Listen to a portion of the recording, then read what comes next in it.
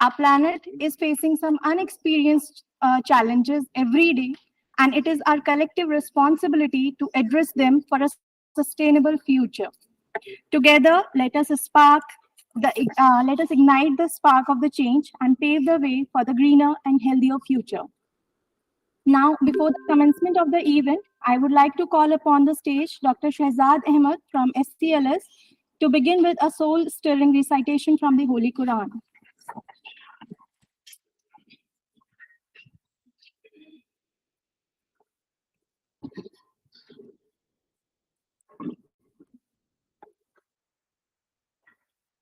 السلام عليكم. أعوذ بالله من الشيطان الرجيم.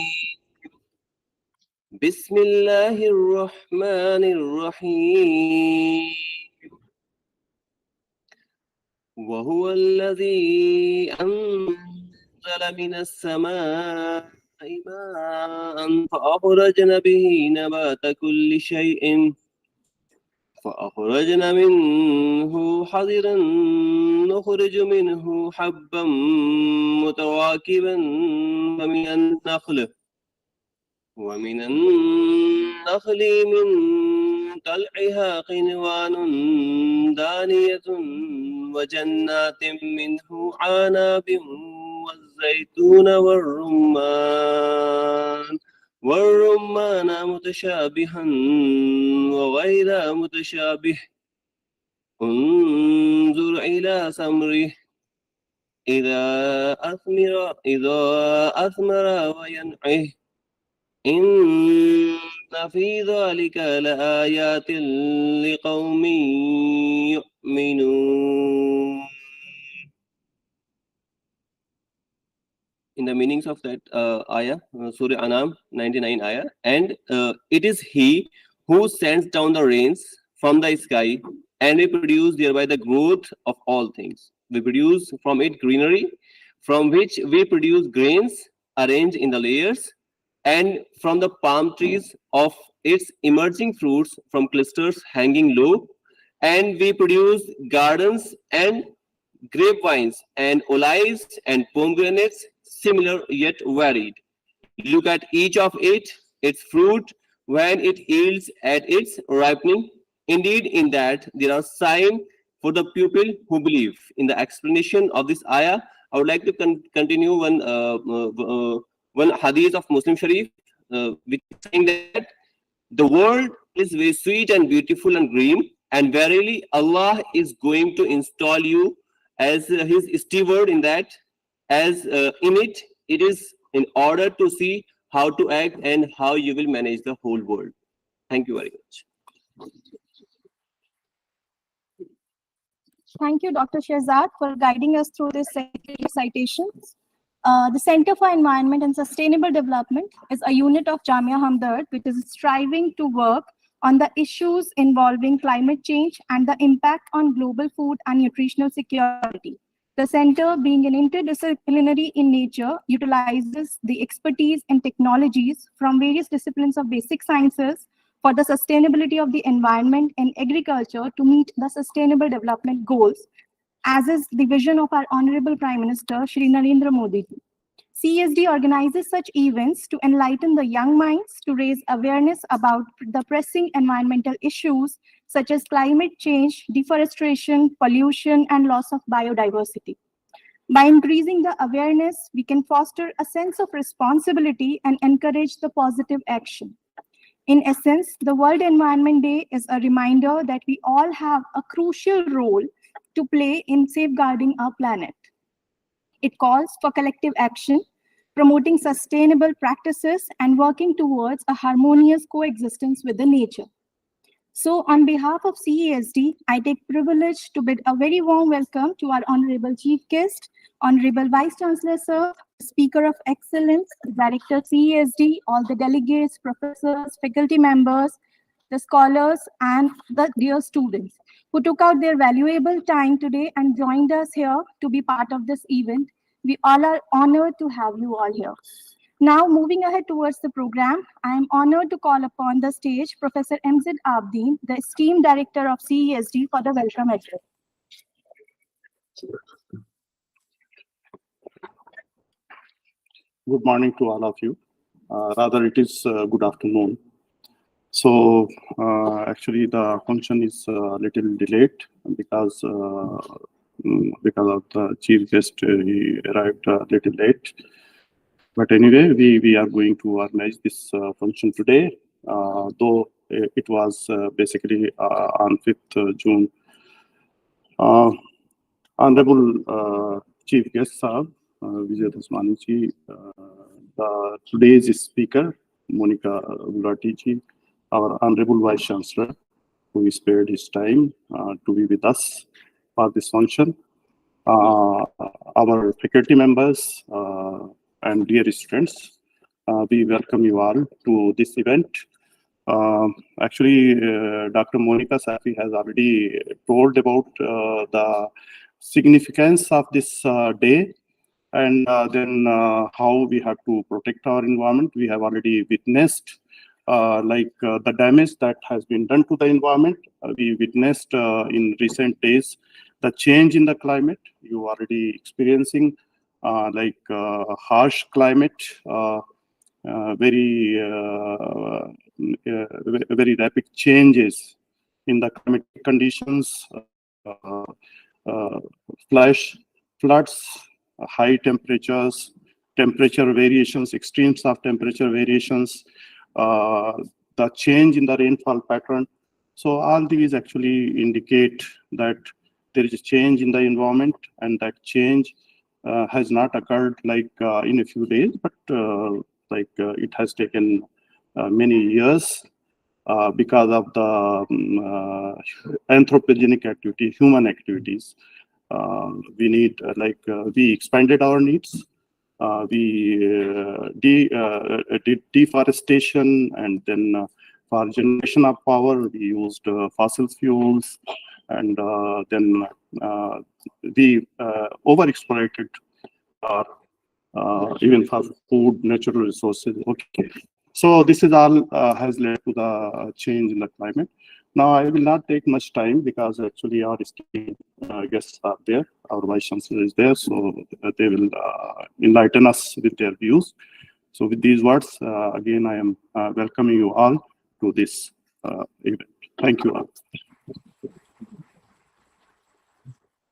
Thank you so much, sir. Now is the time for the felicitation of our distinguished guests who have graced us with their presence. I request Honorable Vice Chancellor, sir, and Director CESD to please welcome our chief guest, Mr. Vijay Dasmana, whose unwavering commitment to the environmental causes and invaluable contributions in the field of environmental conservation serve as an inspiration to all of us. Now again, I request our Honorable Vice Chancellor, sir, and Director CESD to please welcome our Speaker of Excellence, Ms. Monica Khanna Gulati, who is constantly working in gathering the practical solutions to inspire and motivate us towards a greener and more sustainable future.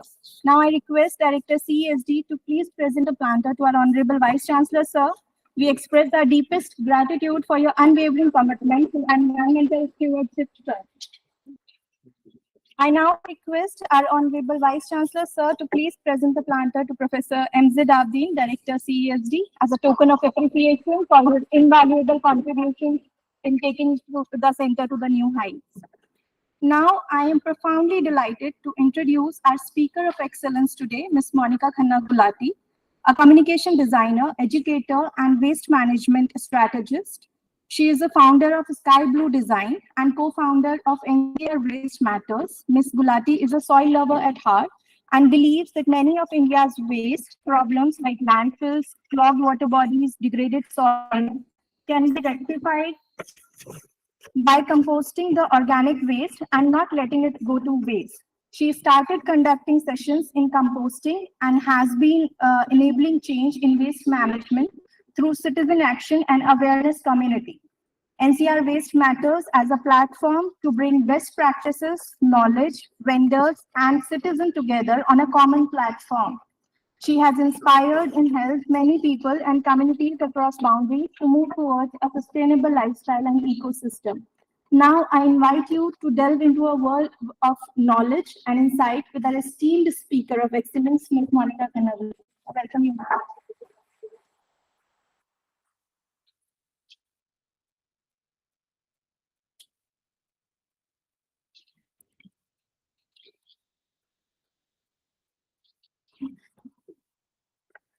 First of all, I would really like to thank Honorable Vice Chancellor, Mr. Afzal Anam, for having me here. And thank you so much, Professor Abdeen. Thank you, Vijay, for thinking of me. There are many, many people who are working in waste, and I have the treasured spot of meeting all of you today. And all the young people present here today, it's a delight to be here and to see your very, very anxious faces. It's been a long morning for you. You've had very, very hectic schedules. So I will not, without wasting any more time, I will ask you to shut your eyes. Yes. Please just shut your eyes and think about the morning. Shut your eyes, please. I don't want you looking at me. Just shut your eyes. Think about that rushed morning that you have had and racing through your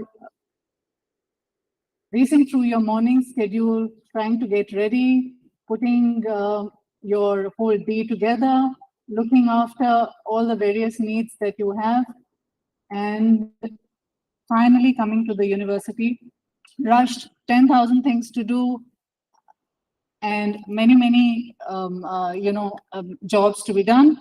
Now, while you are doing all this, somewhere we lose our centeredness. Now I want to take your attention to the beautiful things in life. Have you been to a walk in the forest? A calm walk in the forest where there is no rush, you're not racing, you don't have those 20,000 things to do. Can you imagine you're sitting there and you're looking and thinking about open fields, green fields, which are maybe growing food or just trees or forests. There are butterflies, there are bees, there are birds in the sky. Everything is working in harmony with each other. And in that harmony, there is a certain peace, which sometimes we lose and we forget in the day-to-day lives that we have. And now I would ask you to open your eyes and look at, can you help me with the slide, please? I think yeah, the first slide.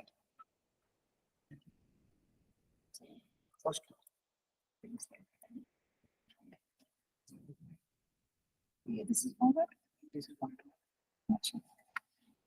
And the reality is very different. What we see around us are mountains of garbage. When you're coming down to school or to work, or even when you go out for some errands, what you see is a lot of filth around you. And the reason why I had asked you to go into a meditative state is because while that is very centering and relaxing and brings peace to us, sights like these is what takes our peace away. It is which is disturbing, and not just mentally. I think it has a huge impact on our health, on the quality of lives we lead.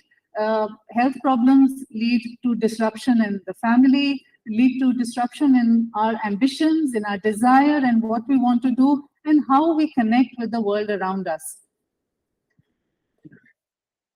But while we are talking about all these disruptions, there is one of them, the biggest cause is, of course, the big black bag that goes out of our homes. And when you were at that, I'll keep taking your attention to the meditative state. When you are in that meditative state, and if you even observe and you think about that blade of grass, or that one tree which is quietly fruiting and flowering, and giving to the ecosystem in a very quiet manner. It is there, it is giving, it is receiving, but with balance.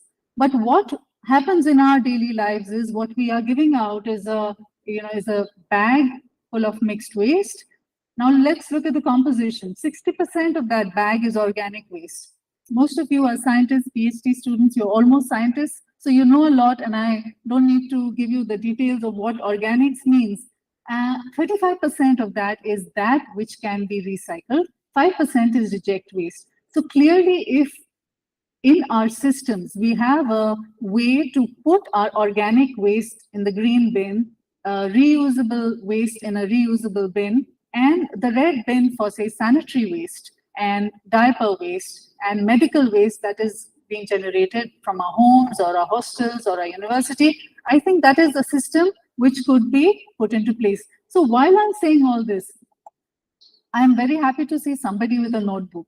It would be nice even if you can make mental notes, actionable points, things you want to do. So the feeling for a speaker is not to just leave having hogged all your attention for 30 minutes, but also to leave with a feeling that maybe there was somebody who got some takeaway, actionable points, practical things which you can do in your life to ensure that the quality of your life is a little better. Now, when that 60% of that bag which we throw out, what is it in that bag? It's just, kitchen food shavings and waste that we've just actually mindlessly throwing out. But if you start observing and you look at the soil, just look at the soil in your parks, look at the soil in your garden, look at the soil in the 2 pots that you have in your balcony or in your room or somewhere in your hostel, you'll see that the quality of our soil is extremely degraded. And I don't need to explain to you what degraded means. It means it is completely deprived of any organic matter, any humus, any microorganisms, anything that brings it to life. And what is soil which has no life? What kind of food is it going to give us? What kind of people are we going to be who are going to consume that food which is coming out of degraded soils? So the problem is not for you as a homemaker to solve and just fix the soil which is in your pot, but I think it has to be taken on as a national agenda to fix the soil of this country and ensure that we are not using so many harmful pesticides and chemicals which are adversely affecting the next generation and the children who are being born, the mothers who are giving birth to these children. Young generation, look at the number of allergies. You yourself might know how many doctor trips that you have made in the past 6 months. And with winter coming, there will be renewed allergies and renewed problems, respiratory issues. So what can we do with that 60%? So very simply put, there are 5 requirements that you need to ensure that you can manage that 60% waste. You need a container. You need air circulation. It has to be an aerobic process. You need the greens, which is the kitchen waste, essentially. The browns, which are the nitrogen-rich dry leaves, cocoa peat or sawdust.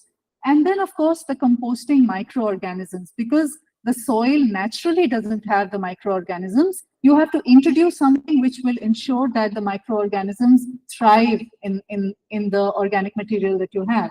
And of course, a suitable place for the composter to be protected from rain. I believe your university has already made an effort into starting something about composting. Maybe you should all partner and look at what's happening and ensure that you take it to the next level. So the brown and the green stuff, visually, this is the dry leaves, the cocoa peat, and the microorganisms that will be generated and will be, introduced in the soil once the organic matter is there. The sawdust, which is again the browns, the kitchen waste, which is the greens, and at the bottom right, you see the accelerator, which is either in the form of a powder, even old buttermilk works like an accelerator, and panchagavya is also, traditionally in the villages, they used to make panchagavya. Has anybody heard of panchagavya? Panchagavyam is a word I think you should put down and note. And microorganisms. Is there anybody who has ever done composting, has been exposed to composting in this room? Could you please put your hand up if you have? I see. So I would maybe go in a little bit of more detail, and I would urge you all, there are numerous videos on YouTube on composting. Do have a look. And I'm sure somewhere you will have a connect. There's something very, very beautiful about composting. Going into a little more detail, I'm going to go a little slow because nobody has been introduced to composting, is that what happens when you've got your greens and you've got your browns? So what do you want to do? Do you want to just throw everything all together into the bin? No, you don't want to do that. Because the moment, where is it that when you pass mounds of waste in the city, you see a certain stench coming.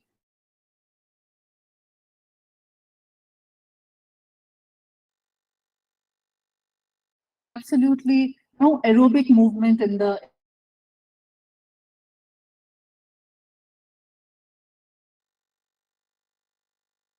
your bin has to have leaves so that whatever liquid is discharged, it can be soaked by the brown leaves. Then is the wet waste, which is the one which has moisture. It is going to release moisture as it breaks down. And then you layer it again with brown matter, then green matter. And as you do this, you keep sprinkling the micro powder. Micro powder will help to allow the waste to process quickly. So for every 1 kg of waste, you use 1 gram of micro powder. So you can use vegetable peels, fruit peels, used coffee and tea powder, used flowers, leftover food, non-veg waste. All this is your green waste. While the browns are, may I ask you what the browns are, please? I just said 3 of them. Sawdust. Microbes is different. Thank you so much. That's an attentive class. Then budget for composting. Do you really need to spend a lot of money in composting? No, you don't. You can do a zero cost. Supposing you have a field, you have a ground, somewhere you can just make a pit, not a very deep pit, because it's now one of the important things is to ensure that the process is aerobic. You may have to move it, rake it every 3 days after the bin is full. While it's getting full, once a week you can rake it so that it's not compacting anywhere. Once it's full, you may want to rake it every 3 days, but then leave it after 2 weeks or so because there will be heat in the pile. And you might have studied it as a science, scientific process. If you haven't, it would be nice to go into the detail. And when that heat is being released is when that organic matter is going to break down. So zero cost is converting a simple home old plastic bucket into a composter. You can drill holes, make sure you have a hole at the bottom so that the liquid can be released. You can put 2 bricks and rest it on that and have a little bowl at the bottom to take that liquid away. And then keep adding your browns and your greens. Bottommost layer has to be the browns. Thank you. So you are going to get the first prize.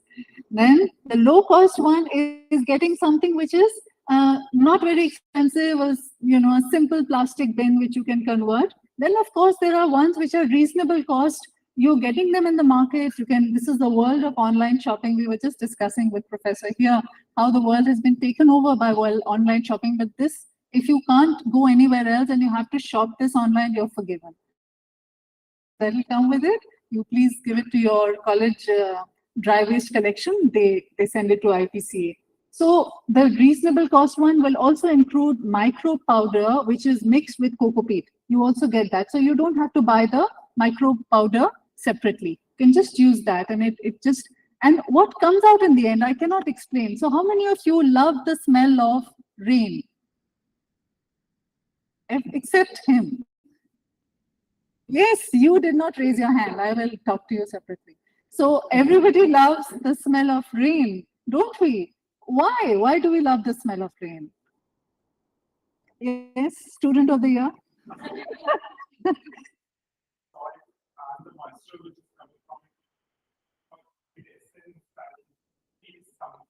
Peace, a good feeling. What else? Refreshing. What else? There is a certain connect that you establish with the soil, which we don't look at soil. We don't care for it. We are walking on the ground all the time. Who looks down? Who cares about the soil? Who wants to even think about it? But what does soil do? It attracts you. It attracts your attention to itself when it rains. And you know what compost smells of? That first rain. So if you want that beautiful smell in your home and your plants, you must compost. As you can see by my animated face, how much I love it. Yes.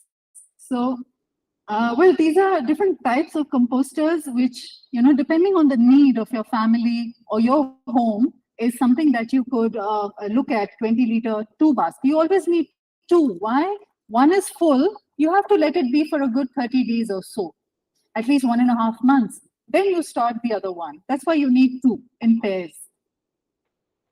Now, I'm just going to quickly show you in my community what we're doing and how data is a little old, but I think now almost 3,000 tons of organic waste we have been able to process, and we generate 1.5 tons of compost every month.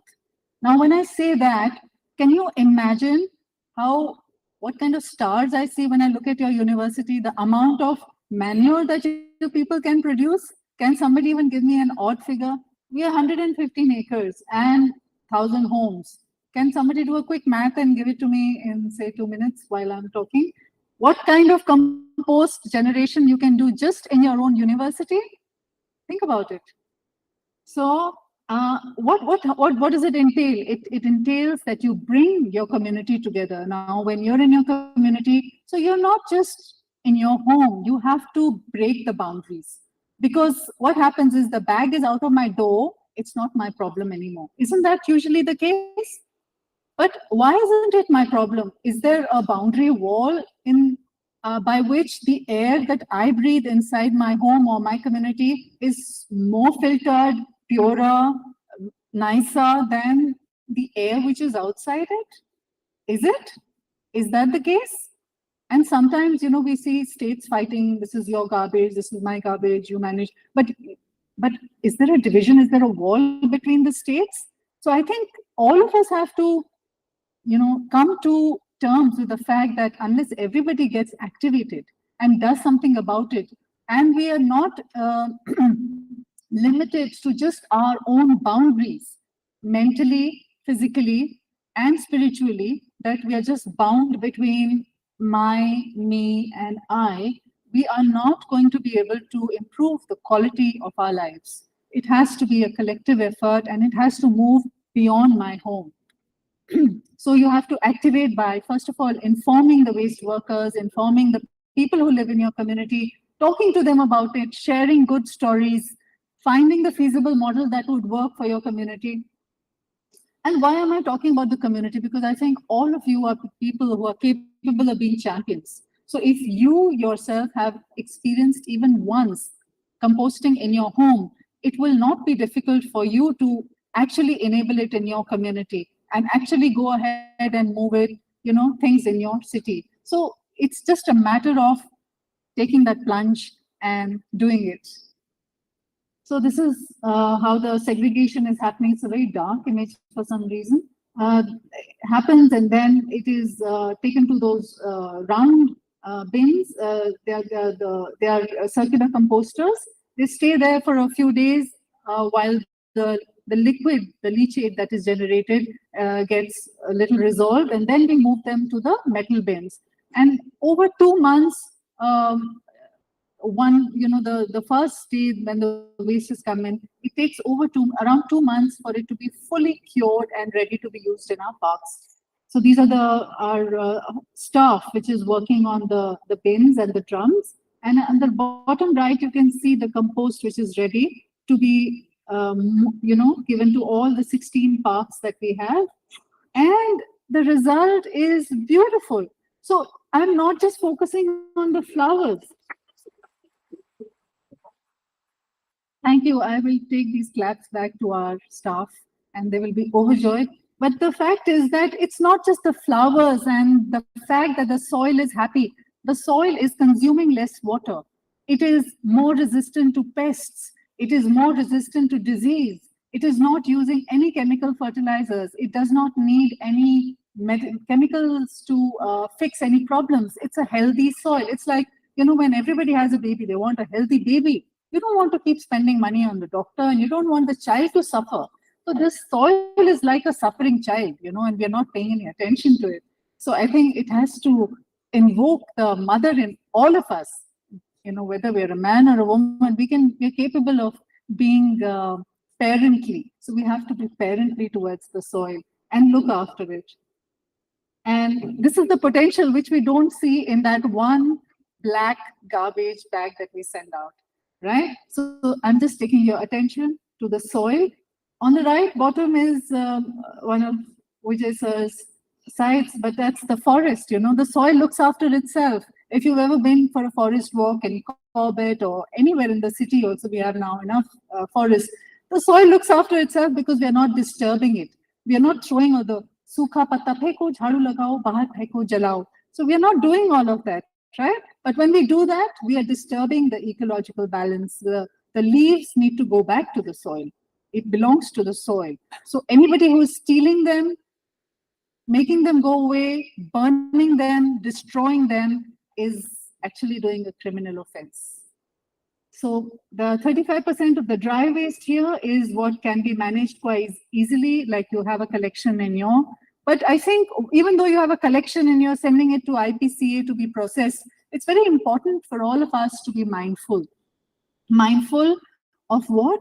How much are we consuming? Is it okay to consume so many packets of something from which the packet is just going to be a one use and throw? Is it important to use a bottle which is going to be one use and throw? Isn't it easier to just carry your own bottles? Isn't it easier to carry your homemade snack or something which is available in the canteen? So these are the shifts, small shifts in your mind. And when I bring this word mindfulness, it is something which becomes a part of your breath and the way you live and the way you feel and the way you think. So it cannot be different from you. So you will automatically learn the power of vitamin vitamin N, which is, no, I don't want this, or I'm sorry, I don't. You're going out, you can ask the person to put your drink in a ceramic cup rather than a throwaway cup. So small things. So somebody will ask me, like, why should I do this? Everybody's doing the wrong thing and the world is anyway full of litter. So if somebody is jumping over the cliff, should we all just follow that person and jump over the cliff? No, the human intellect doesn't allow us to be suicidal. We still have a life to live. We have a few years ahead of us. It's okay, forget it. We don't want to care for the next generation. It's okay, we don't want to care for the planet. That's also fine. Can we just look after our own few years that we have ahead of us and be mindful of what we are doing and what is it that we are disposing. So a lot of this goes collected and some of it is high value, some of it is low value. Am I stepping over my time limit? Okay. So look up, ensure that it's going back into, yes, no food and plastics, fast fashion, slow down, slow down. You don't have to buy if you don't need. E-waste collection can be separate. Microplastics in our food, we have to be very careful. It's in our blood. So all those single throwaway are avoidable. Actionables, don't buy things in plastics. And of course, there is sanitary ware, which can be reused, and there are menstrual cups which can be used. And that's it. I think more or less. So if I leave you with that, and even if there are a few actionables that you can look at, which are from your point, sending less out in the world. And so when all of us must go, when we lie down and, our last breath, the earth should be happy to welcome us and say, yeah, you are one of us. You weren't so mean to me. So let's look at it that way and do what we can, little bit, small things. And I'm sure you'll have the power to do bigger things, larger things, make bigger changes. All the best to all of you. Thank you so much for having me here.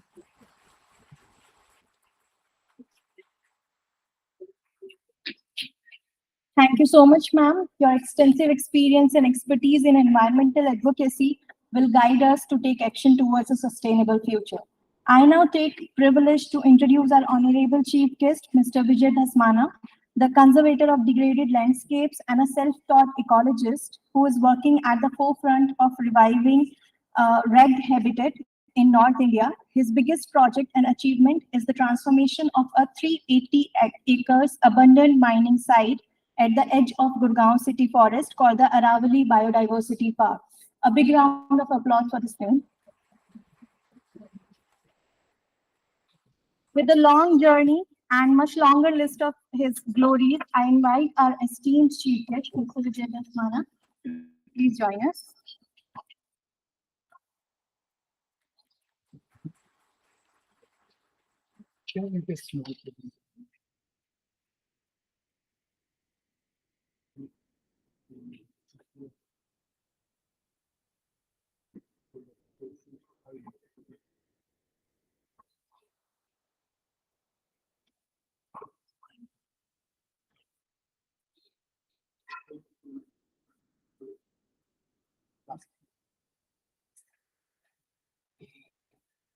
So,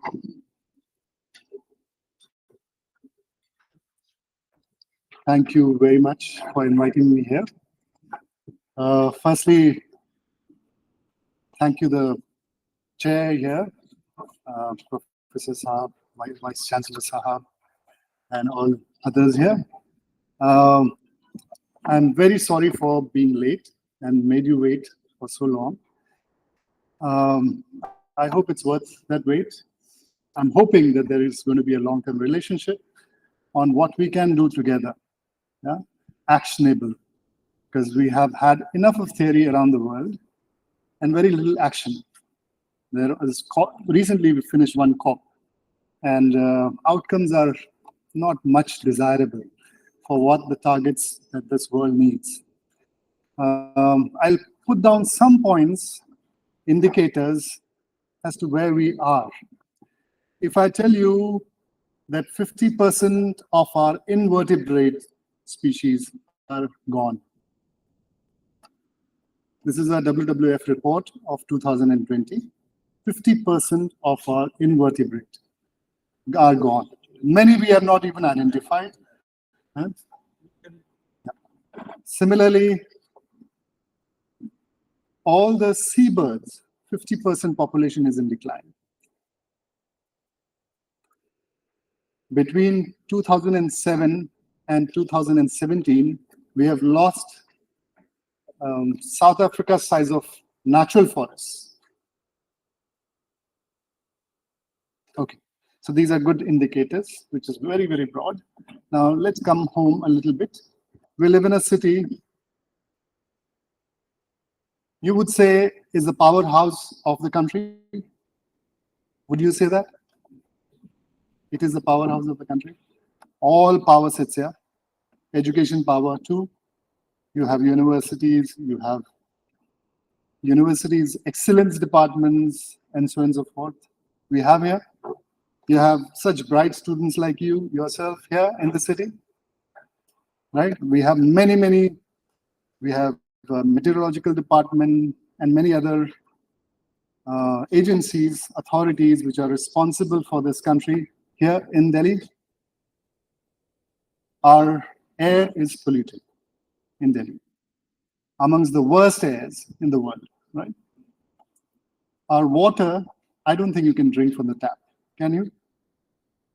No? Okay.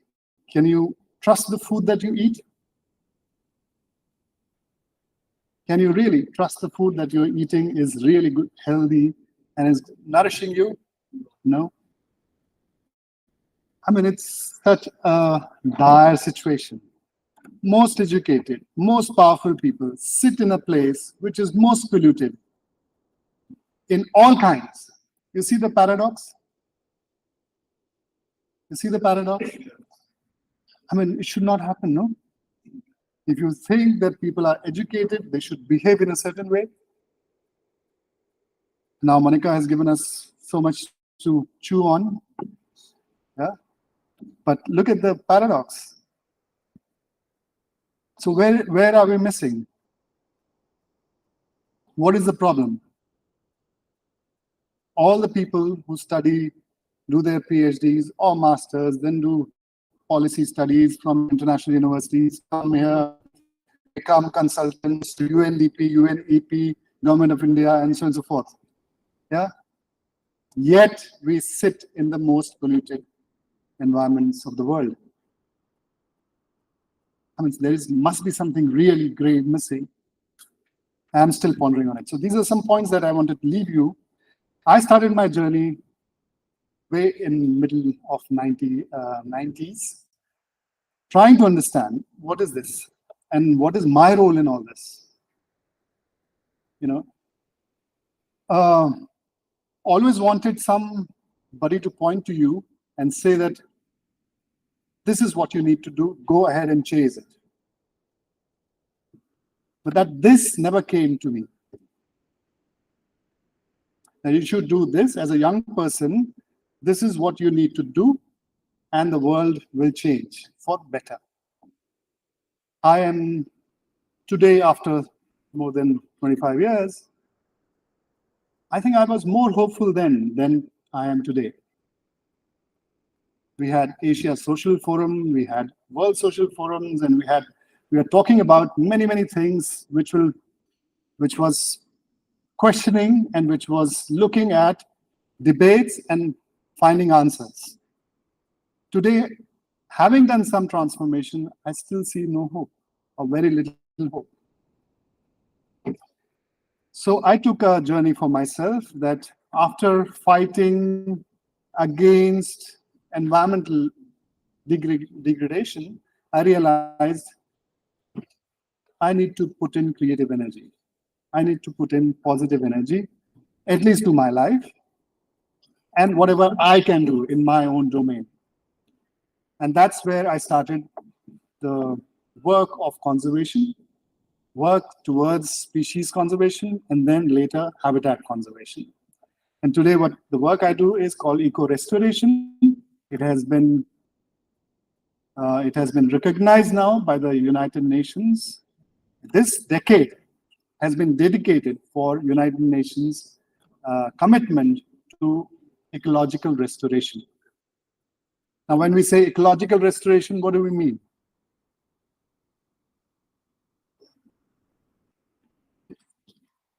I'm told that you are masters and PhD scholars, right?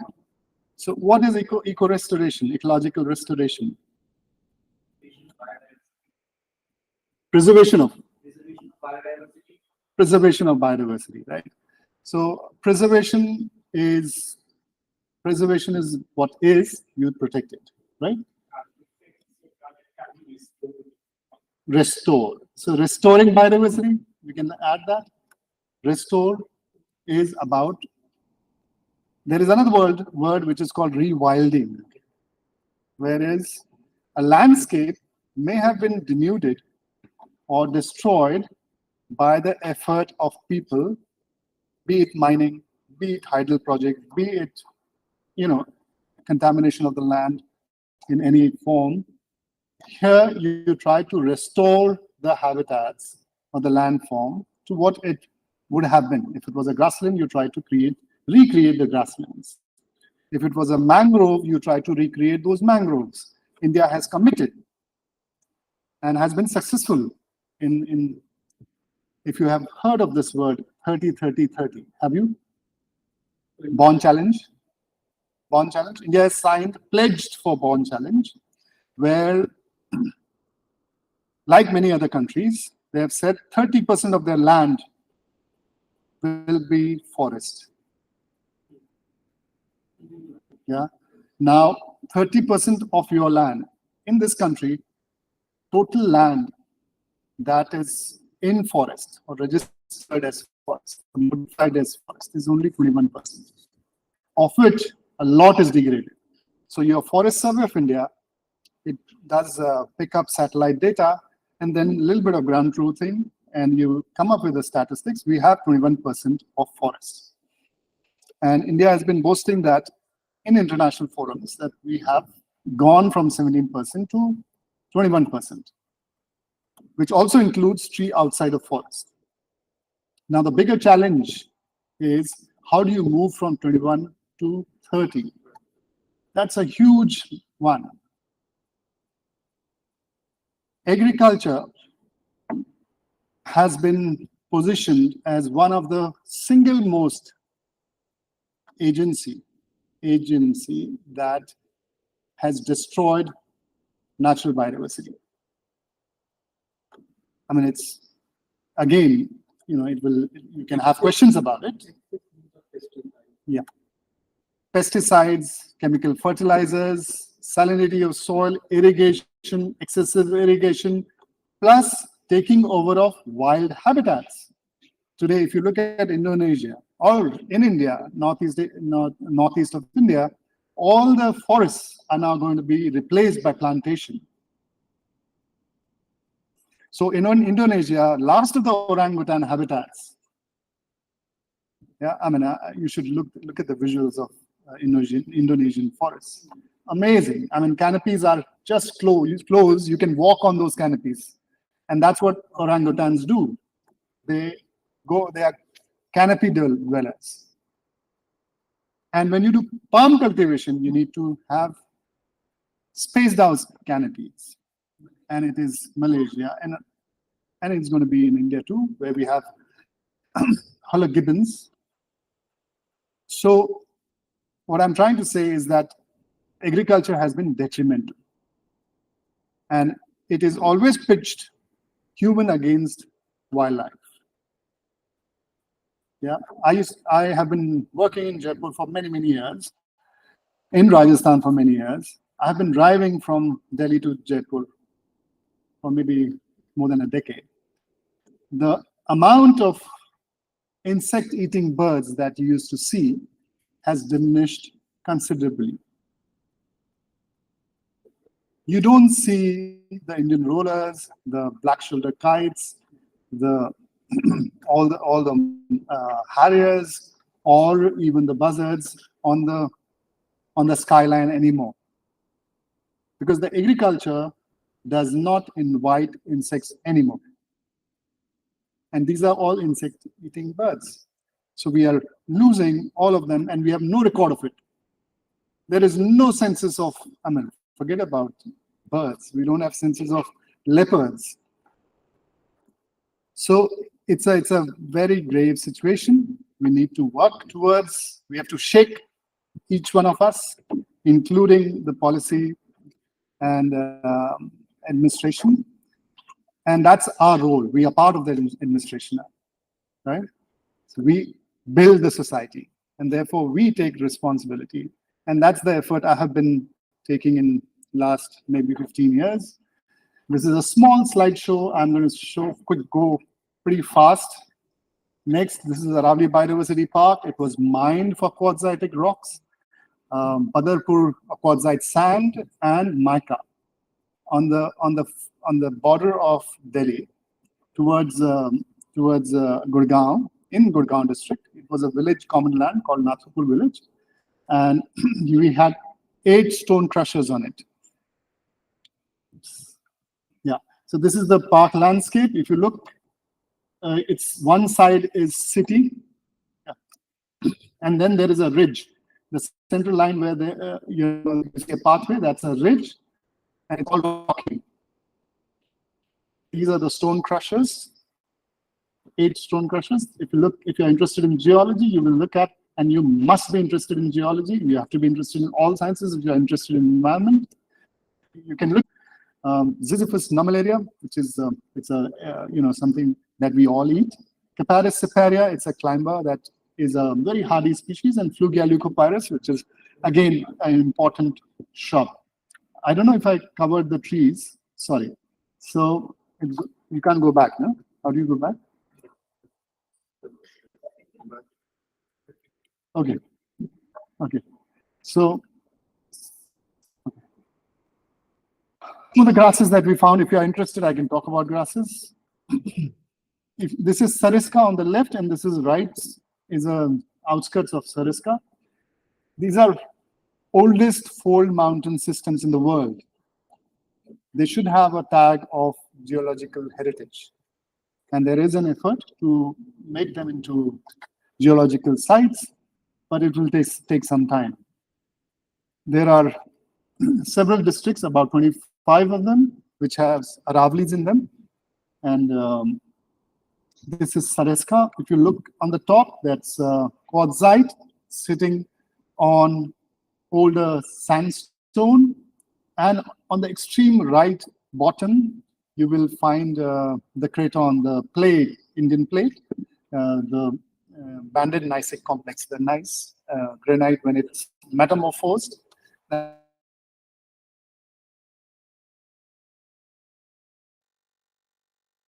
This was the reference. From that landscape, if you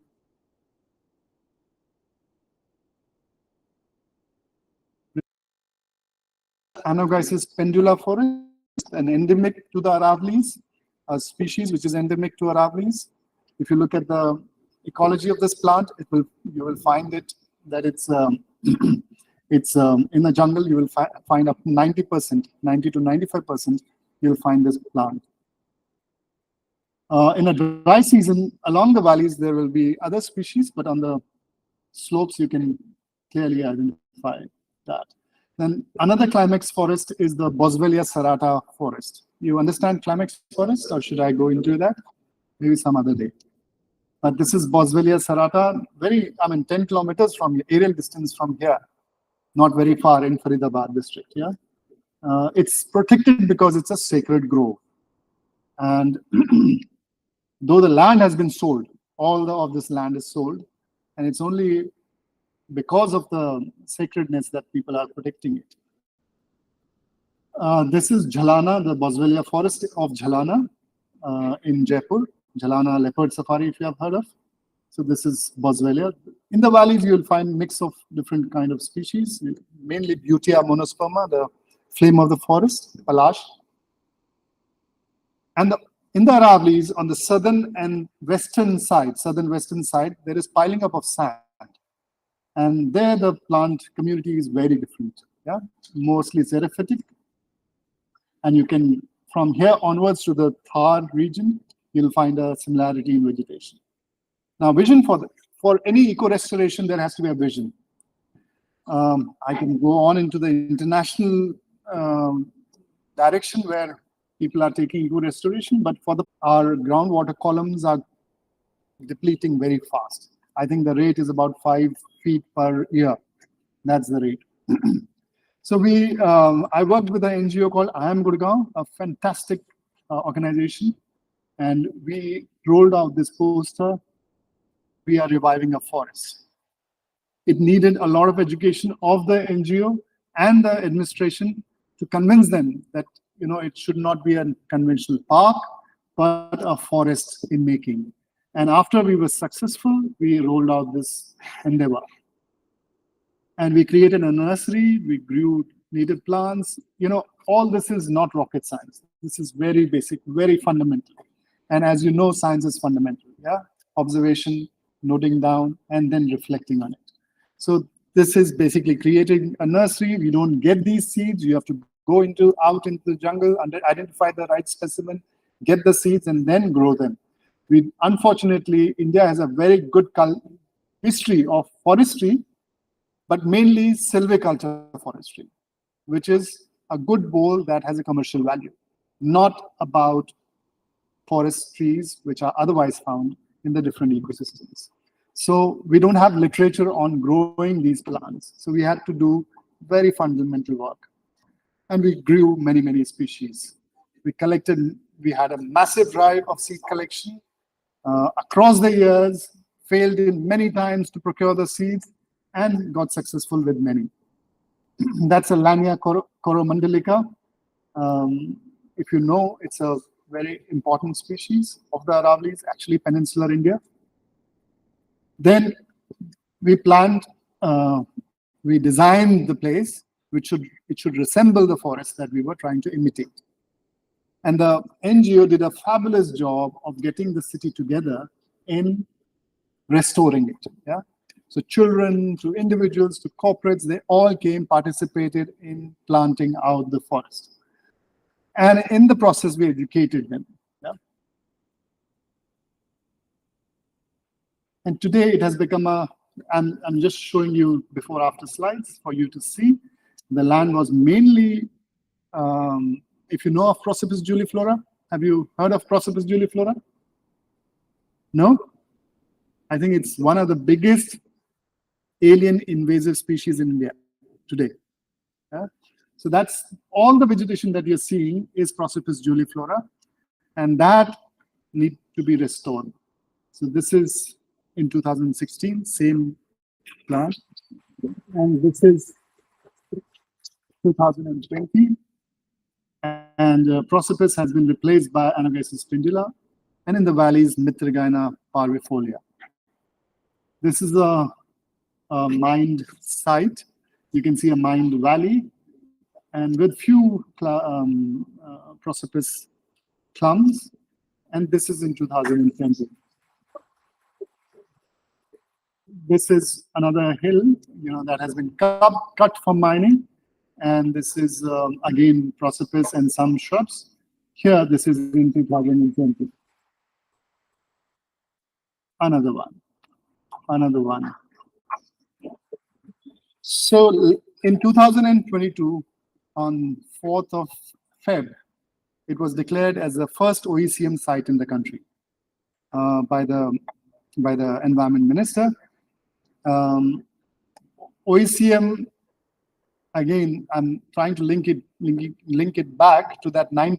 OECM is a land that has biodiversity in it. Ownership can be of anybody. It can be a corporate, it can be an individual, it can be community land. It can be given a tag of OECM, other area-based conservation measures under IUCN. So this place has become a hotspot. We have 200 plus species of birds in this place. I mean, recorded over many years. We have all the 9 species of amphibians found in Delhi NCR in this place. We have nilgai to jackals to porcupines, civets, jackals, many snakes. All the big 4 are also present there, from cobra to kraits to. This is I'll skip that. These are some of the plants, rare, endangered, disappeared from Delhi NCR that we have brought back. And that's our amphitheater. You can see the forest now developing. What gives me assurance, we are still learning. If you bring in a climax forest to a restored site, will the climax forest regenerate a climax forest? That's a challenge for us, and we are trying to understand that. We have 10 plots in this. We are trying to understand what species is taking over in time, and hopefully this can become a model for all the degraded Aravallis that we have in the northern part. So that's the germination of Boswellia. And it has become an educational space. We have many scholars who have come here doing acoustics, forest acoustic studies. Some are doing medicinal plant studies, ethnobotany studies, amphibian studies, and so on and so forth. We also get the city people to engage with the place, with nature walks, with photography and volunteering in the nursery. Some of the landscape pictures. Then there was a road that was planned by the NHAI. So people became the stakeholder of this place, and they came and protested against the road, and the road was moved out. And today we have these decks, and this is a small video. If you can play, I don't know if you can play, or is it linked? No, it's okay. So that's the OECM site. And we are hoping that this place will be integrated with the city, and the city will appreciate it. We're doing another site from which we have already removed 500 trucks of plastic. 500 trucks of plastics. Yeah? So we use our jungles to dump. So there is a huge potential to undo that. And with crisis brings the opportunity. The world is in crisis, so is there an opportunity. So definitely each one of you are welcome in this journey of restoration. And thank you very much.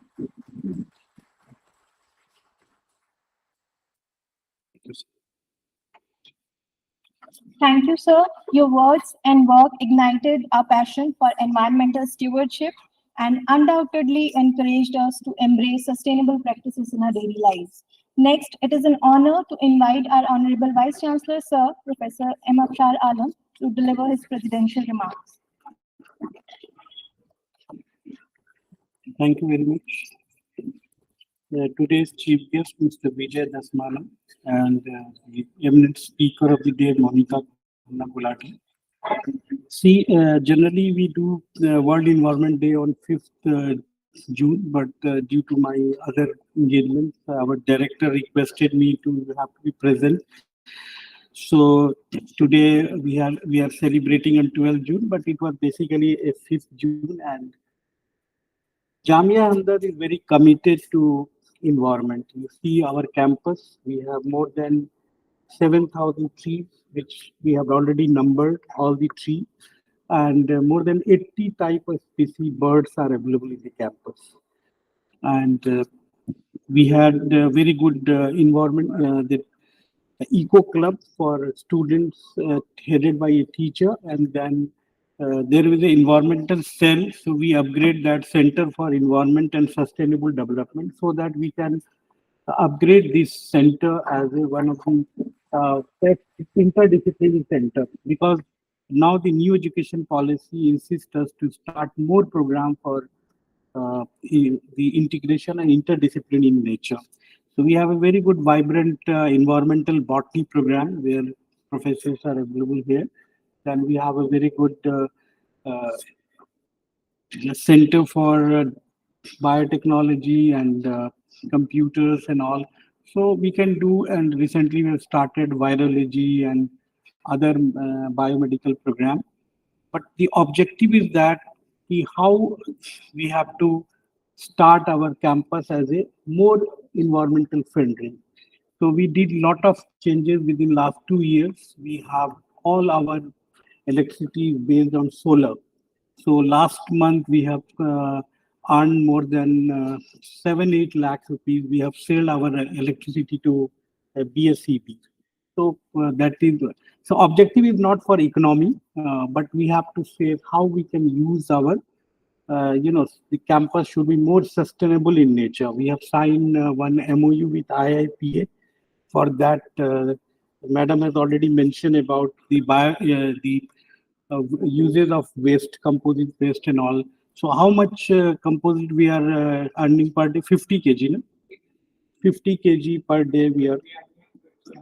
And we have also, Madam has mentioned about a dry leaf. So even in my house, we are using dry leaf and not using any kind of fertilizer or that we use as a biofertilizer.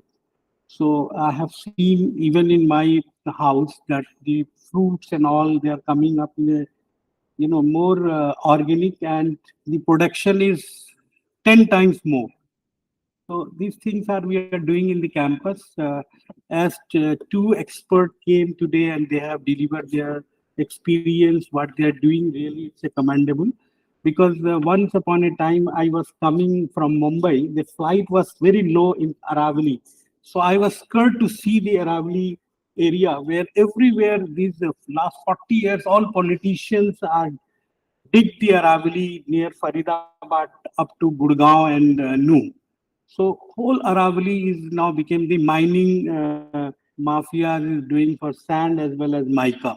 So nowadays, really for last 4-5 years, their regenerations are going on. That is really a very good sign. But government always committed. Government of India signed the 2030 Sustainable Development Goal.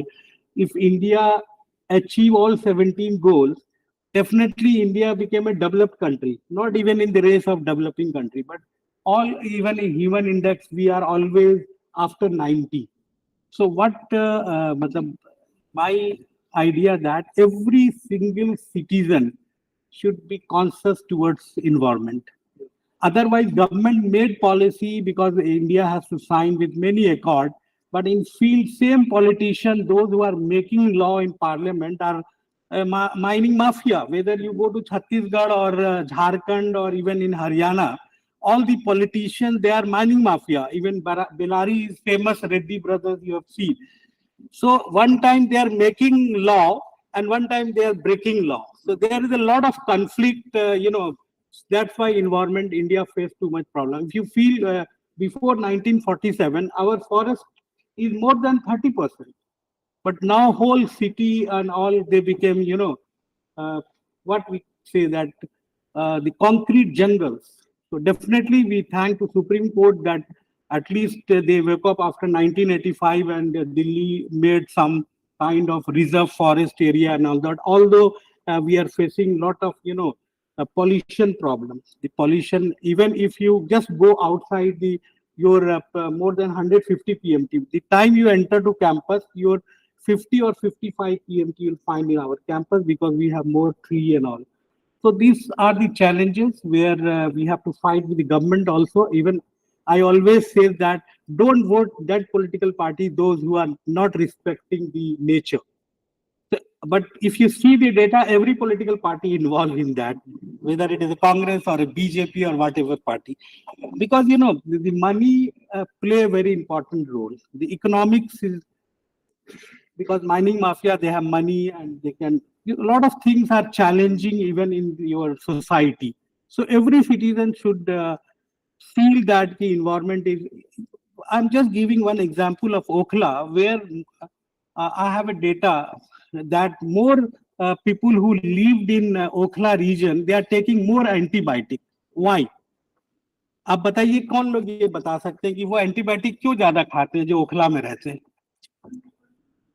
No, because जो गोश्त खाते हैं ना, फोलिया फेंक के घर से फेंक देते हैं. उससे क्या होता है, वो सोचते हैं मेरा घर तो साफ हो गया, लेकिन दैट वो कंटेमिनेशन स्टार्ट करता है और वो रिस्पिरेटरी में आप ही को इफेक्ट करता है.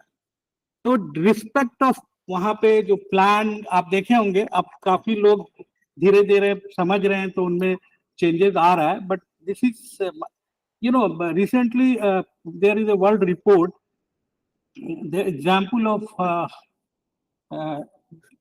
one company, they are making the Dettol soap. They started one study for Pakistan, and mandatory Dettol soap is, they have to use it. 35% of antibiotic resistance increase in Pakistan. So no need for antibiotic used in that area, because you have to be clean. So cleanliness is very important aspect for environment. And people are thinking what the madam says, that this is my area, this is my area, and they are not respecting after outside their home. But same thing will come back as a respiratory disorder and all. So Delhi is facing huge problem of, you know, COPD problem. Why? Why Delhi? Those who lived in Delhi and those who lived in a village, their lifetime span is 5 years less in Delhi. Maybe medical reason, you can take medicine and all, you can survive. But healthy lifestyle because of pollution. So if every Delhi people feel and they make a, you know, plan, we will use one day, because many countries I've seen outside India, they are using even odd cars. Even Tehran facing too much of pollution problem, they started, no, we will use 1357 one day and 2468. So their pollution has control. So you have to, you know, you can't base and blame to government, because government always sign a signatory, make a bill, everything is there. So India's environmental law, protection law, everything is very diversity. They are coming up, huge money they are giving for to create diversity park and all. But it is the citizen or a society who play a very important role to maintain your environment. Because everything will come back to you. If you will not respect environment, finally you will face the problem. If he has developed a very good Aravali, if you can say that those area, the habitats, you can take a data. What is their feeling before and after making that diversity park? For example, Sanjay One is one of the example where they have developed wonderful diversity park in Delhi. So my only thing, advice to every citizen, every student, because you are a young people or you are a future of country, and you have to go for longer way than us. So feel and do practice for, see, many people, they are not taking interest for going for any, if you start some campaign, nobody will come. They said, this is not my job. That is wrong. Every citizen should come up. They should join for whether you have to tree plantation or environmental. So I will request both the expert to come for some brainstorming session where we can sit and discuss and how we can at least put some example in the campus. So we try our level best to transform our campus. If I joined 2 years before, and after 2 years, I've seen a lot of changes are there. Even in my hole where I'm staying, there are 30 kind of birds are coming every day morning. So this is my habit now to go and see, and we'll put some, you know, food and grains also to them. So we feel that now, because because of less biodiversity, you are facing a lot of problems. See, India became and there is a challenge also that food production is very important for us because our population is cross 150. That is also a bigger challenge. Everybody have to take food also. So there is a lot of, challenges that Punjab and Haryana, they are using too much pesticides and all. So if you see Bhatinda district in Punjab, because of excess using of pesticide, that place called a cancer place. I'm right or wrong? Because, and there is a place from Kasargod in Kerala, and two central university came up there and they approached me to apply. I'm not interested to apply Kasargod or Bhatinda because there is a cancer district. Because whole water is now a cancerous water. So every, farmer, we can't blame. We always said India has green revolution, these and that. But the effect of green revolution also killed many people. And nowadays, people die for terrorism is very less. People die through climate change is 10 times higher than the terror attack and all, because we are not respecting our environment. So every citizen should feel that at least those who are living in a flat, they can put some gamla in their house. आपका stress भी remove होगा, आप plant भी लगाएंगे और आप उसके सब्जी भी खाएंगे. और जैसे coconut peat है, in 2007-8 I visited to Taiwan, and Taiwan people, they are using tomato by using coconut peat, and their production is very high. So even that, a lot of people I am suggesting to my student, where is Javed? Javed is there. So we have a eco innovation center. I told that Kalka Ji Mandir is there. A lot of, coconut. You bring them and make a kit and send it to nurseries, and you will earn money. Because when I was student, that time in Jharkhand, now earlier it was a Bihar, but part of Jharkhand, where our school gives that in summer school you became make lifafa. You know what in Jharkhand we call as thonga or something, lifafa, and they are giving all papers, and those students will bring more lifafa, they will give more awards. So why? Because that the recycling of the newspaper, and the school send it to the shopkeepers, because उस वक्त polythene का culture नहीं था, तो उससे भी आपका recycle है. तो रिसाइकलिंग भी बहुत इंपॉर्टेंट है. What madam has suggested about how you have to maintain your city, and Gurugram is doing well.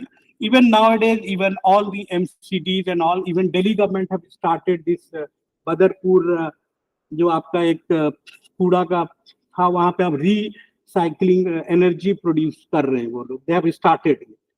सो उससे भी आपका बाई प्रोडक्ट जो है वो बहुत अच्छा खाद बनेगा. तो ये चीज जापान में भी है, हर जगह है. लेकिन इंडिया धीरे धीरे कर रहा है, बिकॉज इंडिया के लोगों के साथ प्रॉब्लम है कि वो अपने घर पे तो कूड़ा आने नहीं देते, लेकिन मोहल्ले में कूड़ा बहुत रहता है, और वो उसको एंटीबायोटिक के लिए दावत देता है, उनको फिर एंटीबायोटिक बहुत ज्यादा लेना पड़ता है. ये बहुत सारे चैलेंजेस हैं. इसीलिए always I am saying that every citizen should become the warrior in this field. Then you can create environment where, अगर आप दिल्ली में बहुत ज्यादा डिसिप्लिन करेंगे, गाड़ियां रोक, अगर कोई एक ही जगह काम कर रहा है, एक ही गाड़ी में है, तो ईगो को खत्म करके शेयरिंग कर लें, तो उससे जो आप बच सकते हैं वो बहुत आपको फायदा देगा. तो I am not taking, because it's a area where you have a lot of discussions. So the carbon emission is the biggest challenge in Delhi. Then, government have started, for example, in Tamil Nadu, Goa and all, government started that wind energy, but still coal. Again, government has issued an order, if you take Indonesian coal or a Australian coal, every company has to buy at least 10% of coal from outside. There is a political, gimmick inside to support government for some of the owners of, maybe I'm not putting any name. But there is a lot of challenges for making policy. One time you are making policy for, last to last government, they have started that coal issue and it became a big issue and government lost the election. But finally that coal block has not allotted to anybody. So there's a lot of issues. So every citizen should be cautious how we have to save environment. Not only biodiversity, there's a carbon problem. Even, a lot of, because I'm from IT field, the computer field, lot of, data centers they are making in Siberia. Why? Because of low use of air condition. Because air condition also create too much of, carbon emission is high. So a lot of issues are there in Environmental Day. And I'm thankful to Mr. Vijay and Monica, who spent time here and delivered his experience. Again, thank you to our center. And I want that center should more actively do a lot of diplomacy in this area as well as do some kind of research also. Thank you very much. Thank you so much, sir, for inspiring us to integrate the environmental consciousness into our lives, education, and beyond. Now is the time for expressing the gratitude with a vote of thanks. So I request Dr. Sapna Jain ma'am to please deliver the vote.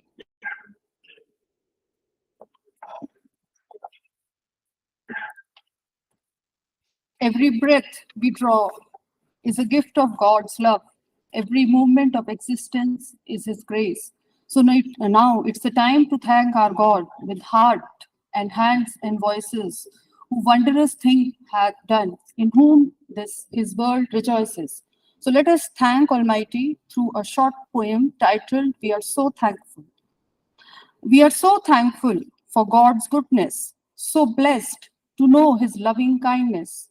Grateful and glad, He's always forgiving, as with Him we travel in the land of living.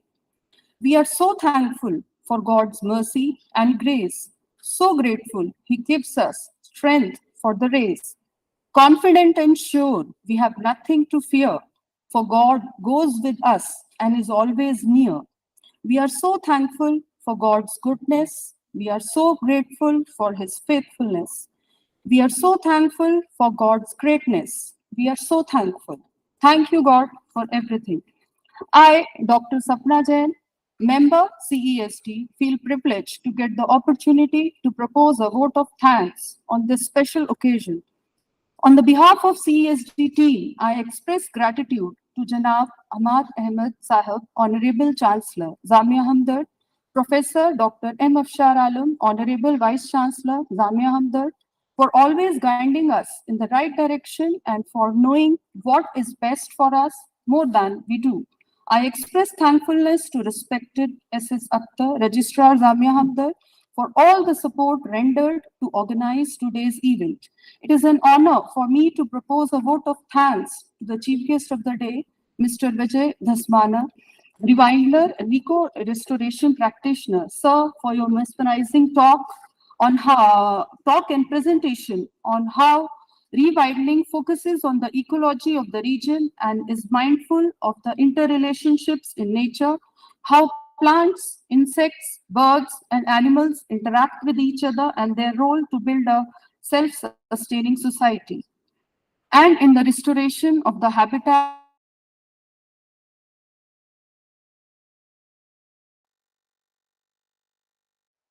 Ms. Monica K. Gulati, founder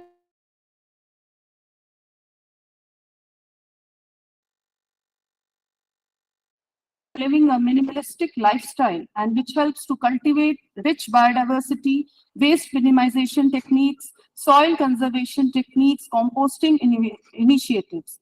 We are very grateful for the guest speakers for their gracious presence despite of their extremely busy schedules. I express gratitude to Professor M.Z. Abdeen, Director, Center for Environment and Sustainable Development, for his guidance and support throughout the conduction of today's event. And thank you, sir. An event of this dimension cannot happen overnight. The wheels start rolling months in advance. We have been fortunate enough to back by the team of very motivated and dedicated coordinators, Dr. Monica Safi from School of Chemical and Life Sciences, Dr. Javed Ahmed from School of Engineering, Sciences and Technology, Dr. M. Iqbal R. Khan from School of Chemical and Life Sciences, for their involvement and willingness to take on the completion of the task beyond their comfort zone to make today's event successful. I thank the Hamdard Convention staff, Computer Center team, which includes Mr. Mirza Rahil Beg, Mr. N. Ahmed, Mr. Nizam, Scholar House staff for providing all the support for the conduction of the program. And finally, I express the gratitude to all the research scholars, distinguished professors, faculty members for their patience listening, enthusiastic participation, for finally making this today's event a memorable one. Waste management is an integral part, and I would like to bring to notice our esteemed guest that Jamia Hamdard had established Eco Club and Waste Management Committee, which extensively work on green initiatives, management of plastic waste, e-waste, and organic waste. So I am the president of Eco Club, and Dr. M. Iqbal R. Khan, convener, Waste Management Committee, are pleased to inform that we participated in the Young Leaders Plastic Tide Turners Challenge held on World Environment Day, theme Solution to Plastic Pollution, organized by Government of India, Ministry of Environment and Forest and Climate Change in collaboration with United Nations Environment Program and its education partners, Center for Environment Education and Worldwide Fund for Nature. And Jamia Hamdard was awarded second position out of 194 participating institutions on 9th June, coming on the Friday. So at the Delhi State Tide Turners Plastic Challenge Summit 2023. So I invite Sir to present the trophy to the head of the institution, as the organizers have requested us to declare the campus as plastic-free campus, and it should be there in this group.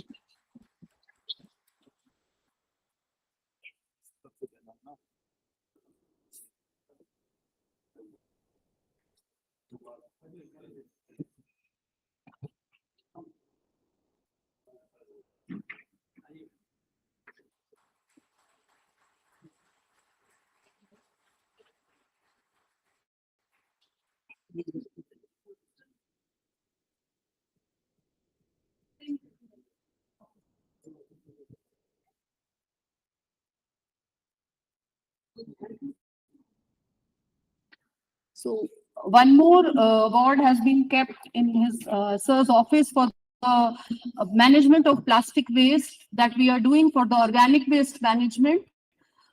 In that, Jamia Hamdard has participated, and we won the prize there also. So it is there in sir's office. So definitely Jamia Hamdard is constantly following our Honorable Vice Chancellor Sir vision to ensure that environment conservation is always everyone's, not a choice, it is a requirement.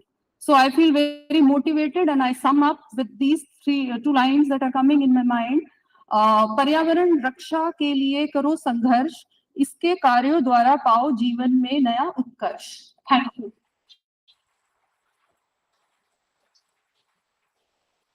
Thank you so much, ma'am. Your acknowledgement will highlight the efforts and contributions of all the individuals who have made this event possible. Now, let us stand united as we conclude the formal proceedings with the playing of our national anthem.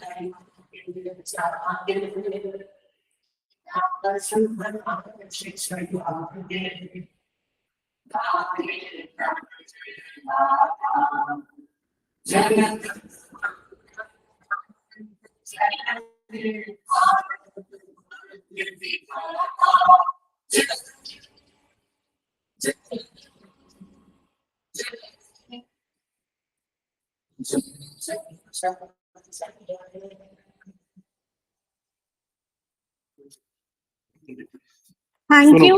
ये गाड़ी में रखवा दो। Okay. Finally, I invite all of you to partake in a delightful high tea in the lobby area. और ये sir की गाड़ी। ठीक है। ये भी पौधे जो है ना सर की गाड़ी